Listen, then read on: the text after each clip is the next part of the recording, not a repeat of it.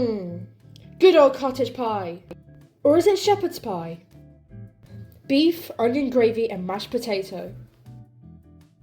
My dad's simple but solid cottage pie. A true classic. Hi everyone, this is Cottage Pie if you live in the UK. If you live in the States, it's shepherd's pie. And believe it or not, if you live in France, it's hachis parmentier. So all I know is it's ground beef or minced beef topped with mashed potato, and today this is a very, very simple version indeed. Everybody will love this. So without any further ado, let's crack on, shall we?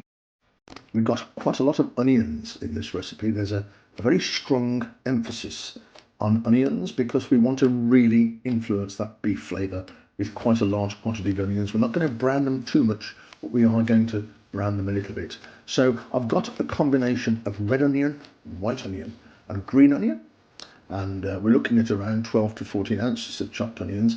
In our pan there we've got them with a couple of bay leaves, and I've got a generous chunk of beef dripping, beef tallow or beef fat. I'm going to cook those for about 7 or 8 minutes, and then I'm going to add a combination of parsley, thyme, sage and onion powder. All the measurements and ingredients will be in the description below.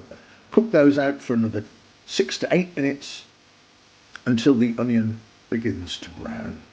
Once it starts that browning process, we're going to add minced beef or ground beef. I've got about 750 grams here, which is about £1 10 ounces, and it's about a 15% fat content, 85% meat, and we're going to cook that until it's completely cooked through. So we're looking for another 10 to 15 minutes, gently crushing it in and cooking it over the heat, a medium heat.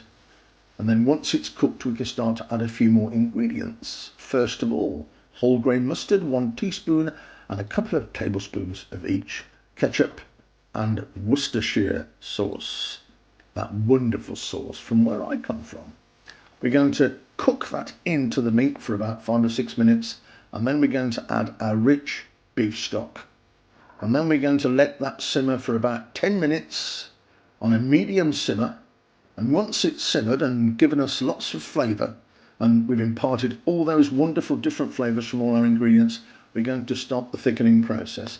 And I'm going to use a flour and water thickener today, 2 tablespoons of flour, 4 tablespoons of water. And then I'm going to slowly drizzle it into the base as I stir. And as you stir, you will notice things become thicker, and it will start to become rather glossier and much smoother. And we do need this little presence of flour in here. I'm going to give it a little bit of extra colour there because I want a nice dark brown gravy colour. So I'm popping a little bit of gravy browning in. And I know there's gravy colouring and browning in other parts of the world. In goes a little bit of salt and pepper. That's very personal. You must decide how much you want to pop in. And then it's ready. We can pop that to one side and we can let it sit. But first of all, I need to take out the bay leaves. There we are. Pop the cottage pie base into our casserole dish, level it off, and I'm going to sit this for about 6 to 8 hours in my fridge. And there we are, it's nice and set and cold now, and it's time to top it with mashed potato. I'm going to start by piping the mashed potato, and it will always make such a huge difference when you make the top rather pretty to look at. It'll come out looking fabulous, little crispy bits everywhere. But when I did this dish, halfway through piping the potato on the dish, I realised that I was a bit short.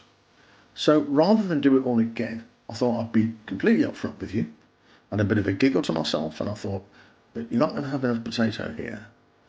So I popped all the potato on top of the cottage pie, and at the end I then started to make a pat with my fork. So do forgive me if you were looking forward to a piped potato topping, but we didn't quite have enough. So, but believe me, the forked what I call the tramline pattern is as effective. A little bit of sprinkling of pecorino goes on the top there, beautiful. In the oven for about 40 minutes, and there we are, crispy bits. You can see where the gravy has gathered at the sides of the dish. A lot of people, me included, I love to see where the gravy slightly escaped. And I'm just going to serve this now. Look at that, look at the meat, look at how glossy the gravy is. So I'm serving it with a few fresh veggies and absolutely fabulous. A very, very simple cottage pie. Not complicated, not a great list of ingredients, but I'll tell you something, a thoroughly nourishing plate of food. If you like cottage pie, shepherd's pie, you'll absolutely adore this. In all honesty, this is a very simple and basic cottage pie, but it's a solid one. It's a good quality standard cottage pie. It's a crowd pleaser. I hope you've enjoyed watching the video. If you have, and you haven't already, would you mind subscribing, sharing, liking? By all means, comment. We'll get in touch. We'll have a bit of a chat. And if you want to find out about my next video offering, please click on the notification bell. This is Chef Archie Pie. I'm starving. Going to get stuck in. I'll see you all very soon.